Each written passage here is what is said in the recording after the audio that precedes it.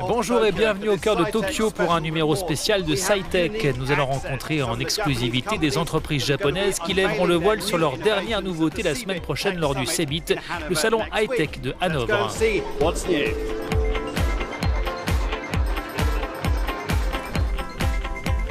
Dans ce hub pour start-up, on conçoit des produits destinés à l'Internet des objets. Cerevo dispose par exemple d'une gamme d'appareils connectés qui va de la lampe à commande vocale aux chaussures dédiées à la réalité virtuelle.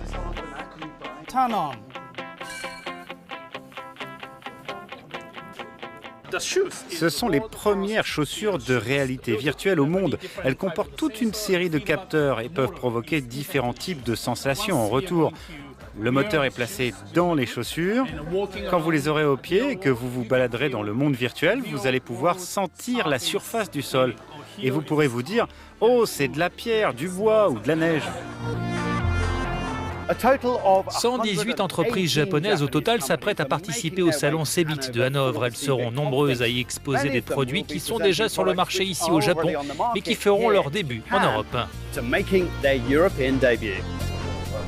Découvrons l'une de ces innovations chez Epson, une machine qui peut recycler le papier usagé en feuilles de papier vierge en quelques minutes et sans eau. Permettez-moi de vous présenter le Paper Lab. Ça, c'est du papier qui a été utilisé dans les bureaux et il y a des informations confidentielles dessus. On le met dans la machine et ensuite, il est transformé en fibres grâce à notre technologie qui fonctionne sans eau. Puis, les fibres sont agglomérées et modelées avant de former le produit final du papier comme celui-là.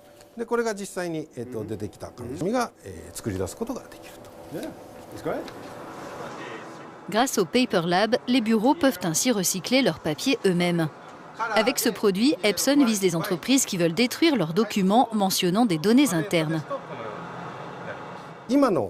Aujourd'hui, nos clients paient très cher pour la destruction de feuilles de papier qui comportent des informations confidentielles, alors qu'avec notre machine, ils peuvent les détruire toutes sur place et en un rien de temps.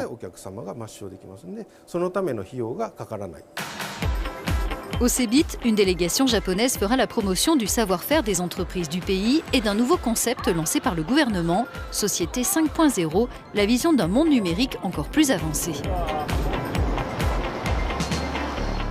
Le PDG d'Hitachi, Toshiaki Higashihara, représente les sociétés japonaises des technologies de l'information et de l'électronique. Le Japon s'impose dans les matériaux technologiques, la nanotechnologie et les capteurs. En les combinant, nous voulons réaliser la société 5.0, contribuer à régler les problèmes sociétaux dans le monde et étendre le concept à l'échelle de la planète. J'espère que nous pourrons travailler avec le monde entier et favoriser l'innovation. Autre produit qui fera son apparition au CeBIT, un système de repérage élaboré par Hitachi. Il permet de collecter des données de manière anonyme sur le déplacement des personnes dans un lieu donné, dans quelle direction elles vont et à quelle vitesse. Un outil de gestion des mouvements de foule dans les espaces publics.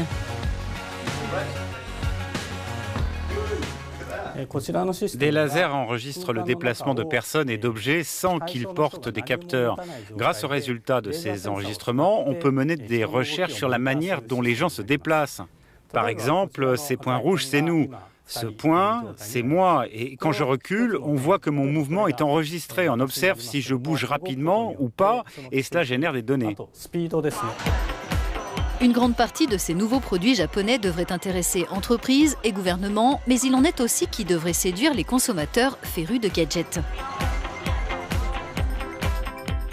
C'est un robot domestique doté d'un projecteur. Il peut se balader tout seul chez vous.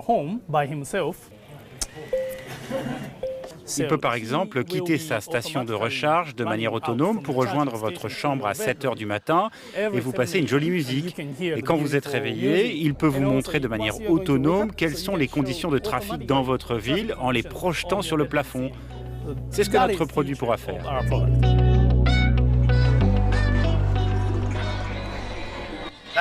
C'est la fin de ce reportage, mais je vous présenterai d'autres innovations japonaises depuis le salon CeBIT de Hanovre la semaine prochaine sur Euronews et euronews.com.